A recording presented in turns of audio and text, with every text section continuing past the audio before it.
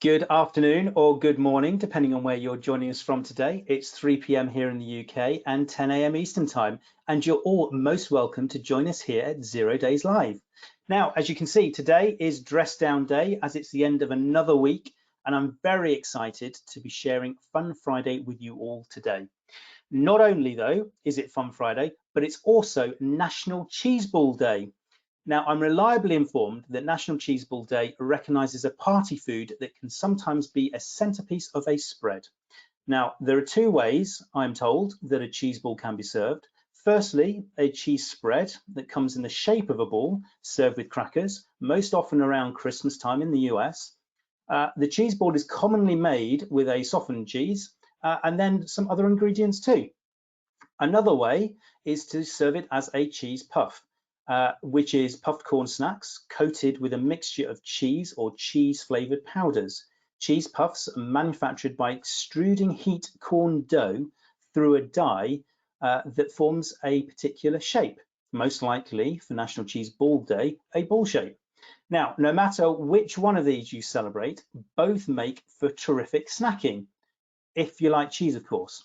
Well, for me, I brought my contribution to today's festivities, some crackers, and I can't wait to find out in a few moments what the team have brought along for our virtual feast today. But before that, a quick recap of our whirlwind week this week at Zero Days Live. We've met Mark Oakton from InfoSec Partners to talk about CNI, Richard Stearns from Capgemini to talk about the longevity of risk management and cybersecurity, and Michael Osterman of Osterman Research to talk about the challenges governments are facing right now. And in just a few moments, today's very special guest, award-winning journalist Tom Field. But speaking of Tom's, and no relation I'm sure, another bit of breaking news. Now you will remember that last week we gained our second superfan called Tom. Now Tom, as it transpired, was a bot, but regardless, he has been following us around on our YouTube channel this week too. And as you can see here, he's clearly still a fan, has been posting some very complimentary comments this week. And I also think he might be responsible for sending me through some sticky notes earlier in the week, as you can see. But stay tuned to next week's show to see if something else is going to appear from our superfan, Mr. Bot, or indeed whether we gain another superfan. As always, a quick intro from me. My name's Stuart Reed and I'm with Nominet, focused on cyber solutions. And as you'll be familiar with Nominet being responsible for managing the .uk domain, which we've been doing for 23 years now, and have something in the order of 15 million domains under management, we also are building on that experience of domains and DNS, or domain name system, to provide cybersecurity solutions to protect both government and enterprise networks worldwide from cyber attacks, including providing service to the UK government's National Cybersecurity Centre. And at Nominet, ensuring people are able to be connected, included and secure is at the heart of what we do. These are unprecedented times, and that means that physical meetings have been halted right now. And so we thought we'd bring you a webcast to bring together, virtually at least, all of those that are within or have an interest in cybersecurity. Now, we're keeping things here at Zero Days Live pretty straightforward. We're creating a community to bring people together, hear from others in the industry, get a roundup of what's going on in the news, share some thoughts on best practice, and of course, interject some good humor along the way. As ever, none of this is possible without you and your contributions. So thank you very much for joining us and for getting involved. And if during today's show or any of the other live shows that you join, please do ask a question using the console on your screen and we'll read them out during our live webcasts. It's all very authentic here, as you can see, and whilst we talk about many important subjects, we don't take ourselves too seriously here. We run the show for about 30 minutes or so each day, but there are no hard and fast rules here. And we really are live, and that means anything can, will, and has happened in the past. And when it does, we hope you'll agree it's just part of the unscripted fun of the show. But you'll be pleased to know we're not just live, we're here for your convenience anytime you want us. So we are on demand too. Each and every show that we broadcast live can also be found at nominetcyber.com/0dayslive, which is the same page you all signed up from. So it really couldn't be easier. Now, this week's big question is, what are you missing most from the office? Now, today I'm sticking with a theme. As you may remember, I said sticky notes earlier on in the week, and Tom the bot provided some sticky notes in the post for me, so much appreciated. I also talked about having a clear desk policy, and I also talked about paper clips yesterday. Now today, keeping along that theme, it's a paper shredder. I very much miss the ability to be able to shred important documents that are no longer required. Steve, what could you possibly say to follow that? Hi, Stuart. So I've had kind of similar themes across the week, you know, whiteboards and the ability to collaborate. I think the thing I'm missing most of all now is just the buzz of the office. Work with some great people, got some great colleagues, hear some great conversations that just kind of spark ideas in your head. I'm really missing that kind of impromptu conversation. So I think it's the general buzz of the office I'm missing today, Stuart. And I think that's probably an area that most people can relate to. And really, in part, that's what's driven us to create 0 Days Live, to try and bridge that kind of physical spontaneity that just isn't there right now, and replace that with something more virtual. So hopefully this does play a small role in helping to create that buzz and create that atmosphere, but totally appreciate what you're saying there, Steve, and can totally relate to it. Kerry, what do you miss from the office? Well, for me today, I think it is the endless supply of tea bags. Now, it's not just purely because I do like a good cup of tea, but again, building on Steve's point and earlier points in the week around the collaboration, it's who you can bump into while you're making that cup of tea, and the conversations that you have at the tea station, probably a few too many times a day. And speaking about collaboration and speaking to people, we are nationally celebrating National Cheese Day, or National Cheese Ball Day rather, today. I showed you my contribution to our virtual feast. That's a pack of crackers to enjoy the cheese. Steve, what have you brought to our virtual feast? Well, first of all, I've gone all in and I've literally dressed up as a cheese ball. I think that's going some way towards celebrating Nice today. touch. I also have my cheesy balls here as well. I'm a big fan of these, not least because anyone else in the house likes them. So I get to eat all of these all to myself. So they are a regular for me. I didn't go out especially to get these. They were part of my regular shopping before anyone says anything. That's my contribution, Stuart. Very good contribution. Now, obviously, I can't spread those on the crackers that I brought along, be a bit dry. So, Kerry, I'm hoping that you've taken a slightly alternate approach. Well, it wasn't planned, actually wasn't planned, but I have, Stuart. So I have made my very own first cheese ball, kind of ball shaped, which is a selection of 3 different cheeses. We have Philadelphia, Roquefort and cheddar, all rolled up into a ball with the traditional US nuts on the outside. I don't actually have any crackers, so I have pepper to have with my cheese ball today. Wow. Well, I have to admit that I think that is a sterling contribution, and puts yours to shame, Steve. And to be honest, it probably puts mine to shame a little bit as well. So good effort, full marks for you, Kerry. Well done. Looking forward to when we are all back in the office that we can tuck into the cheese ball that you've made. So we'll be getting you to make some more. So thank you very much for that. We also want to know from you guys back at home, what you are missing from the office, and also if you've been doing anything for National Cheese Ball Day today as well. If you have, please do let us know. Type it in the console on your screen and Kerry will read it out during the show. So thank you both for that. Now, I mentioned a few moments ago, today we are lucky enough to be joined by none other than Tom Field, who is an award-winning journalist who you may recognise from one of his many video interviews with industry heavyweights or presiding over numerous roundtable sessions as part of his work with ISMG. A very warm welcome to you, Tom. Thank you for coming to the show. Great to have you here. And I have to ask, what is that you've got? My big American container of cheese balls. Wow. Well, you know, again, if we need any help in putting to shame Steve's contribution just now, then I think that's a slam dunk. So sterling effort, appreciate that. Thank you very much for bringing that along with us, and great to have you on the show. Thank you, Tom. Oh, I guess thank first you. question, apart from that mammoth jar of cheese balls, have you ever had a cheese ball that Kerry describes? Yes, I've seen those at the holidays.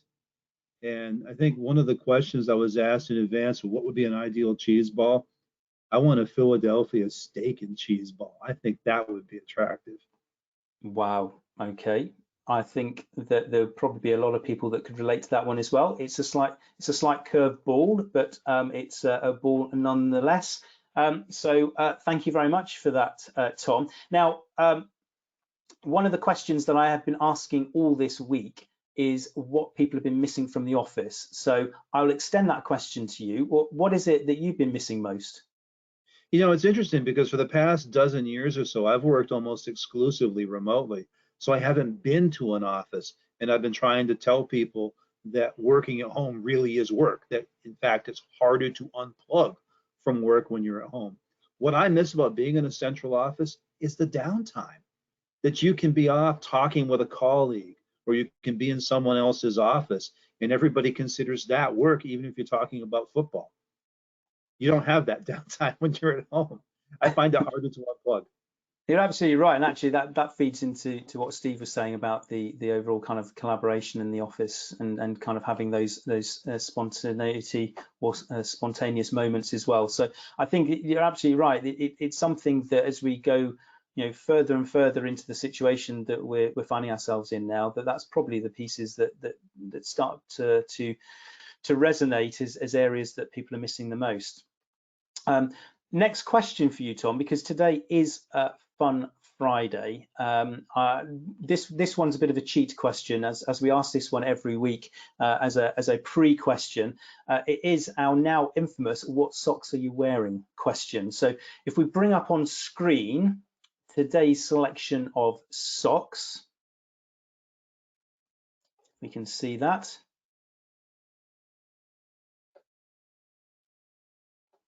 There we go. Excellent.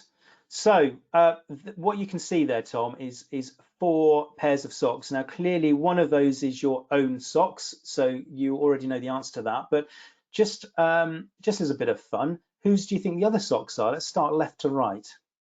Oh my. I am going to say left is Steve's. With the owner of those socks, put their hand up. That's me. Nice. Correct. Okay. Nice guess, Tom. I Well know done. that the second is my own, does whatever a spider can. I am going to say that third, under the 0 Days Live, are yours, Stuart. Good guess. Well done. Thank you, Tom. And that sort of narrows it down. Carrie, I believe yours might be the last. Yay! Excellent. Well, as you can tell, this is Fun Friday, so we are asking some fairly more light-hearted questions, but actually, there are some serious stuff been going on in the rest of the week and also in the news. I guess the first question to ask you, Tom, is what has it meant for you in terms of the situation we're finding now? How have you adapted? You mentioned that you work from home a lot already, so maybe your adaptation is less than most, but presumably when you're out and about interviewing, it's a different way of doing it now. Well, I've worked remotely. I haven't necessarily worked at home. As you know, much of my schedule is spent on the road at conferences or hosting roundtable dinners. And let's just say last year, 2019, out of 52 weeks, I was on the road 46, 47 of them. So I'm Wow. used to traveling all of the time. And to suddenly have that go away over a weekend and for there to be no travel, to be only in my home office for the foreseeable future has been a dramatic change, a positive change. I think it's good to be on in one time zone, on a regular sleep schedule, and I never wake up in the night anymore and wonder, is the bathroom on that side of the room or is it on that side of the room? So it has had its benefits. It has. So this week, again, from the news, so each day, regulars of the show will know that we do a kind of a wash up of the day's biggest headlines from a cyber perspective. This week, just like any other week, has been no different in terms of the number of stories that we've come flooding through. And whilst there's still been certainly many COVID-19 related stories, we've also seen some interesting longer form articles come out around that as well. And we actually saw a story on robots shunning human involvement to avoid social engineering scams, for example. So, how do you think the news agenda around cyber has changed in recent weeks from your perspective? Yeah, I would say it reflects the reality that we have now blended our home lives and our work lives. And so because you've got people in the security profession talking about having to ensure secure remote workplaces and having to deal with non-standard devices and networks and identity and access, it really has brought a blend of security is about how we live and how we work. I think that's much more synthesized than it ever has been before. And I think that the interesting thing to note is that cybersecurity is more important now and more top of mind, I think, than it ever has been, because it's critical to how we do live, how we keep in touch with ourselves and with the news, certainly how we conduct business, and how we protect our critical infrastructure. So I think more than ever, people everywhere are thinking about cybersecurity, and I'm very thankful I'm in this profession. Well, and we're starting to see perhaps a growing number of feature-based articles come around as well. And do you think that, given that everybody is working far more digitally now, that there is a growing appetite for feature-based stories? Is that something that you're seeing as part of what you're doing at ISMG? I think so, and I think also that it's in terms of the type of content is different. I'm certainly conducting a lot more video interviews where I sit with individuals or with groups of people and we have a structured conversation and we're able to share different insights. And I think that because, especially we've got a generation of leaders coming up that learn through video, that video audio content are going to become more important than ever. The words aren't going to go away. There's always going to be an appetite for people that can rearrange the alphabet creatively. And I certainly enjoy reading. But I think you're seeing a broader variety of stories. And yes, people have more time, not just to consume those pieces, but more time to create those pieces. And that makes a huge difference. Thanks, Todd. And I just noticed that Steve popped up, and again, regular viewers of the show will know that that's his way of putting his virtual hand up in the air to ask a question. So what have you got to ask Tom, Steve? Yeah, Tom, we've seen some new stats released this week as well. And one that really surprised me was that 60% of small businesses do not have a cybersecurity policy, according to the Cyber Readiness Institute. Does that surprise you as much as it surprised me? It doesn't, particularly if you're talking about mid-market organizations. I know in the US, certainly the 1 or 2% of all businesses are considered to be enterprise type businesses. The vast majority are the mid-market, and they're focused on serving food if they're a restaurant or manufacturing goods. They're so focused on the conducting of business. And even now, even in the era of ransomware, there's still, I think, is some naivete that some of these mid-market organizations are targets and can be victims. I don't think cybersecurity has been a priority for them, and hence the lack of policy, and hence so many organizations struggling now when we see so many more incidents of attempted phishing and ransomware and fraud. And do you think, why is it that you think that businesses, that these kind of small businesses really struggle to get that level of cyber maturity, if you like, where they'd get to a point where they do actually have that kind of policy? I think part of it is the mindset that this hasn't been a key priority for them. They haven't felt that they've needed to prioritize this just in their own risk appetite, but also a matter of resources. I mean, you see in large organizations that a security department can be pretty small.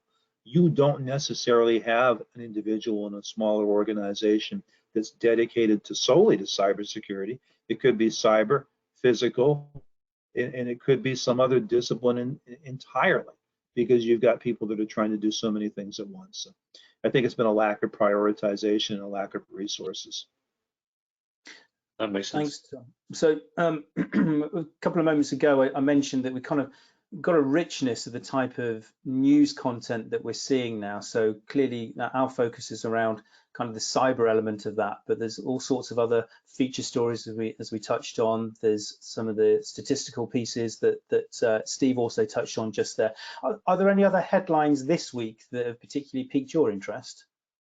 Oh yeah, this is going on over in the UK and Europe, actually, this notion that somehow 5G deployment is responsible for coronavirus. Yeah, we are seeing quite a lot of news ticking around that. Now clearly it's been clarified that that's not the case, but that hasn't stopped a huge amount of Twitter feeds and other news sites talking about it. So yeah, I'd agree. Actually, that's probably one of the most bizarre ones that I've seen for a while. Certainly. It pivoted a week, because last week the teenagers in my house told me it was because of people eating bats in wet markets, and now we've gone to 5G. They'll be telling us it's National Cheese Ball Day next. There you go.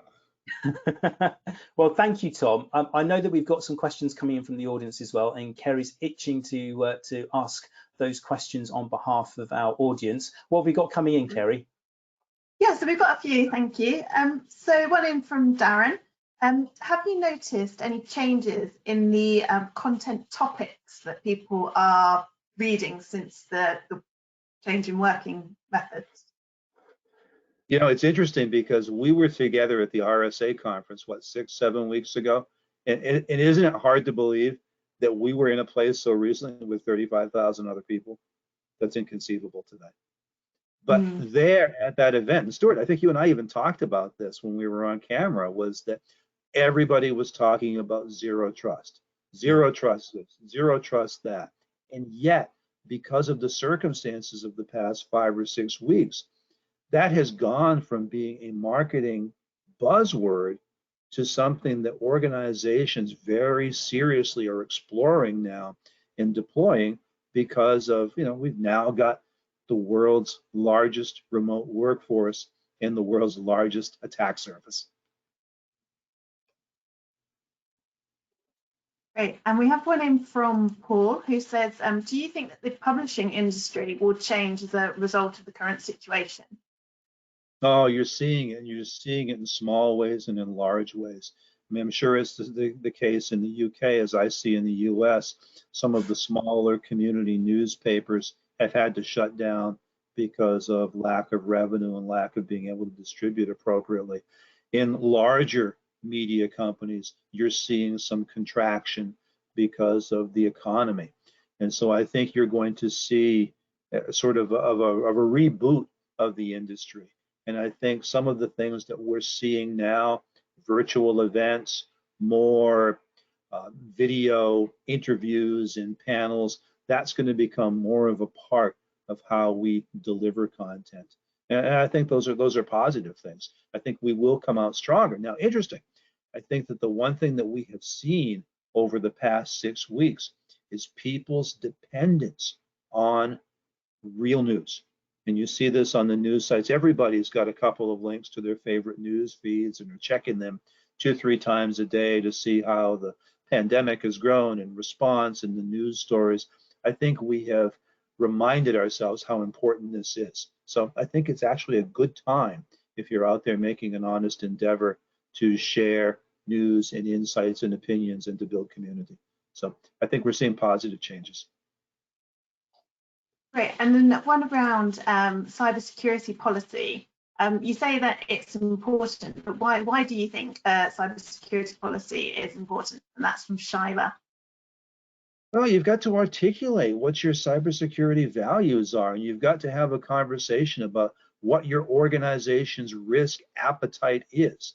And I don't think you can have that conversation unless you undergo a task to be able to create a policy for what is not acceptable, what your standards are, and how you're going to secure identity and access and data. I think it's just conversations that we have to have today. And everybody has got critical employees. Everybody has got critical data. And I think we just have to have that acceptance that if you're on the internet, you're not immune. If you're doing any kind of electronic business, and we all are, you're not immune to the adversaries and to the fraud and the perils and the cybercrime that we all experience. You've got to have the conversation. You've got to have the policy. And then there's just last one in from Dave. Do you think that governments are taking cybersecurity seriously enough in terms of the changing situation and the impact that it could have? Yeah, I do think so. And I think that one of the things that we're seeing now, at least what I see where I am in the United States, is its move from being a federal priority to protect the United States and critical infrastructure against nation states and adversaries to individual states are taking this serious. And I would say that in this case, security and privacy go together because there's a lot more awareness of data and data governance and protecting critical information assets. So I think that the state and local governments really have awakened to this, and we're seeing that in practice now. And that, again, very good sign. Great, thank you. Great. Well, thank you very much for the questions that are coming from our audience. Please do keep them coming. We've still got some time left on the show. But in the meantime, we have some more questions for you, Tom. As I mentioned before, today is Fun Friday, which means that we take a slightly more light-hearted view of things that have been going on as well, and learn a little bit more about our guests. Oh, I'm ready. On from day two. So without further ado, and again, beware, Kerry and Steve, I might ask a couple of these questions to you as well, just as a comparison. But the first thing, and we've kind of touched on it a bit, but it's going to be something that a lot of people are considering right now, is what they do in this kind of isolation environment that they've got. So what's your favorite isolation activity, Tom? That I can talk about on the air? Yeah, please. Go. I'm reading my comic books. Wow, is that just the way that the camera's looking, or is that actually just a? No, that is as massive as a coffee table. It leaves creases in your legs if you try to read it on your lap. Amazing. Well, that should keep you going for a while at least. Yes. Next question then. Biggest pet peeve of working from home? Biggest pet peeve of working from home, I think it's the sense that still within some people that somehow you're getting away from something, that somehow this is easier. I find it's harder.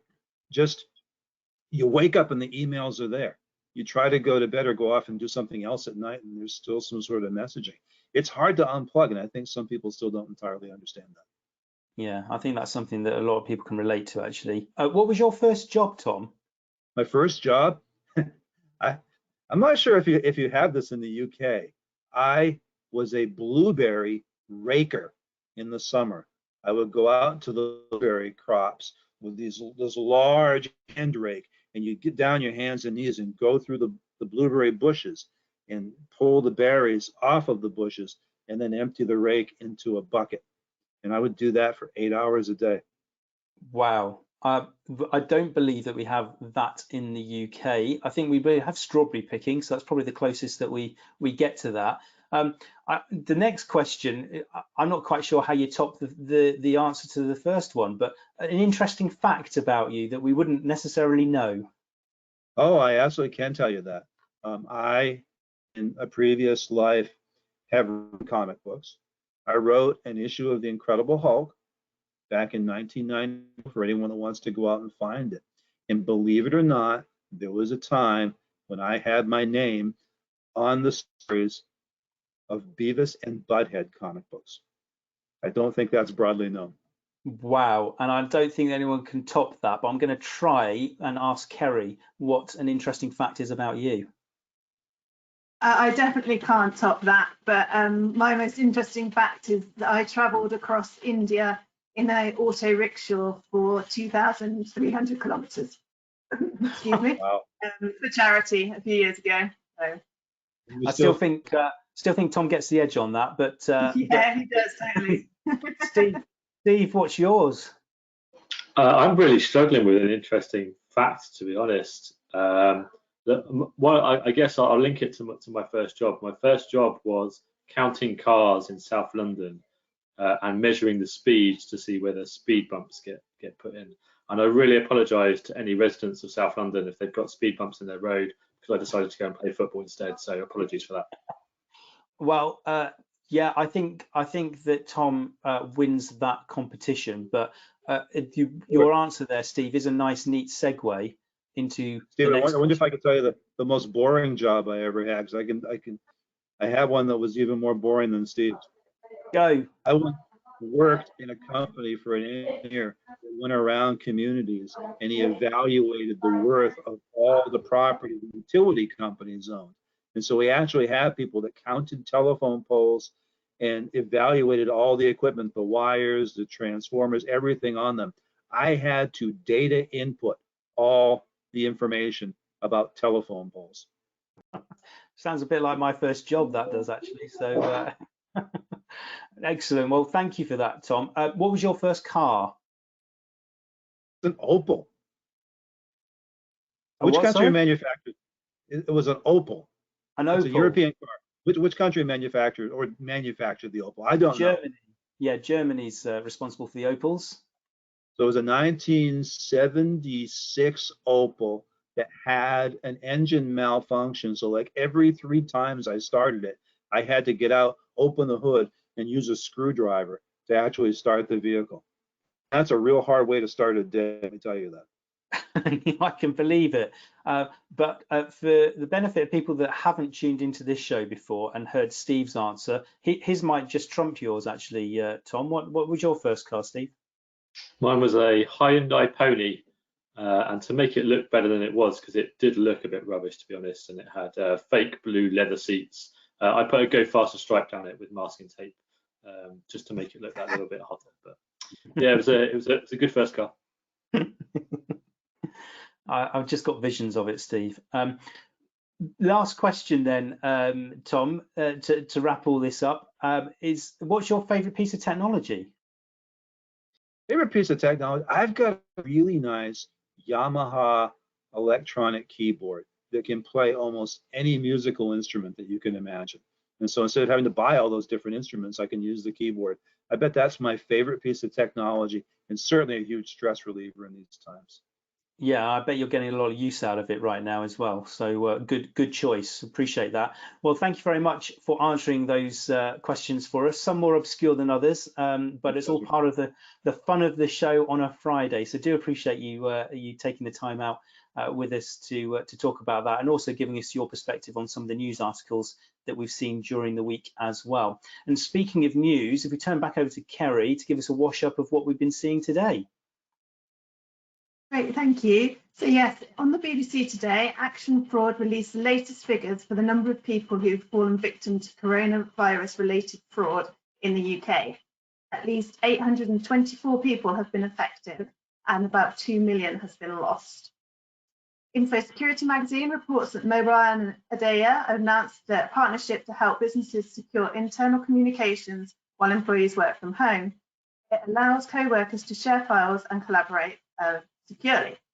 And Computer Weekly reports that candidates for certification by the International Association of Privacy Professionals will now be able to sit their exams remotely. Great, thank you, Kerry. I guess it just shows how fast the world moves. I don't know if you agree, Tom, but a couple of months ago, in fact, barely 2 months ago, we wouldn't have even heard of what COVID was, and now we're week in, week out, we're hearing so many COVID-related cybercrimes that seem to be popping up all over the place. Is that your experience as well? Oh, 100%. I mean, even think back to when we were at the RSA conference in San Francisco at the end of February. We were still shaking hands. We were still going to large gatherings, and in the course of just 2 weeks later, life changed. And I think that we all have gotten smarter about certainly the coronavirus, social distancing. That wasn't a part of our lexicon 7 weeks ago.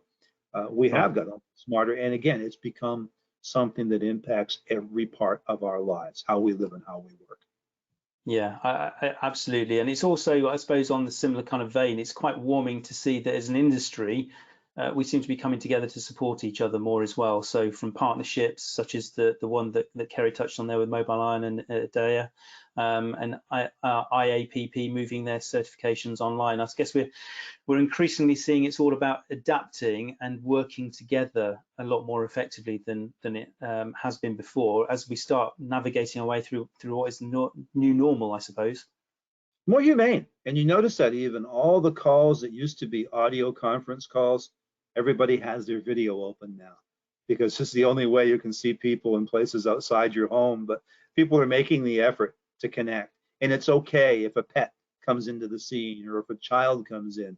Things that used to bother us, we now welcome. So I think we've become more human in how we work. Yeah, I think that's a good observation. And actually, even what we're doing here at 0 Days Live, we're not we're trying to make it as interactive as possible, getting participation from people, bringing in new guests every day, and making sure we've got the kind of the video channels as well as the audio ones open. So I think you're right. It's about adapting and making sure we've still got those human touch points, even if they can't be physical right now. So I think it's a good point. So on that note, we shall leave it there, Tom. So do appreciate you coming in and joining us today. That's it, everyone at home. Thanks for joining us for what's been an amazing week. Crammed a lot of stuff into 4 days this week. Very special thanks to all of our guests this week, Mark Oakton, Richard Stearns, Michael Osterman, and of course, Tom Field, who you've been meeting today. Also to everyone here, front of house and behind the scenes at 0 Days Live, and to all of you for tuning in and joining us. Enjoy National Cheese Ball Day, everyone, wherever you are, and enjoy the weekend. And we'll see you back here on Monday for another full week of 0 Days Live. Until then, take care. Goodbye. Thanks, Stuart.